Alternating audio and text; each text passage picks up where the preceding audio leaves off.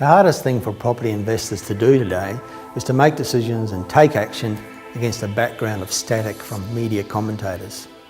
This year we've had an endless stream of negative and sensationalist commentary from economists and journalists. They've told us interest rates would rise, but they haven't. They told us our home values would collapse, but they haven't. They've told us we have the most unaffordable homes on the planet, but the official figures from the Reserve Bank show that we have nothing of the sort. We're in a similar situation now as we were late in 2008 when the global financial crisis struck. At that time, the same commentators and economists told us that Australia would follow the world into recession. They were wrong. They told us Australian unemployment would reach 10%, but it didn't even go close to that level. They told us property values would fall in 2009 by anything up to 40%, but property values rose. They rose again in 2010, contrary to the persistent forecasts of economists, share market analysts, and other talking heads in the media. If you still need to be convinced that the chattering economists are not worth listening to, consider interest rates. Since late last year, we have been inundated with daily speculation about the next interest rate rise. Before every monthly meeting of the board of the Reserve Bank, economists have lined up to predict that interest rates would rise. Every scrap of data by the Australian Bureau of Statistics has been given a real estate angle.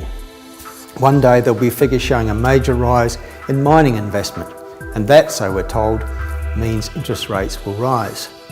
The next day, figures will be published telling of a further decline in retail spending, and that apparently means interest rates will not rise. Then news of worrying signs in the world economy will prompt the same talking heads to predict that interest rates will fall. And a day later, figures will come out describing a rise in inflation. That means interest rates will rise. Yes, the same commentators who earlier predicted a fall will now be predicting a rise again.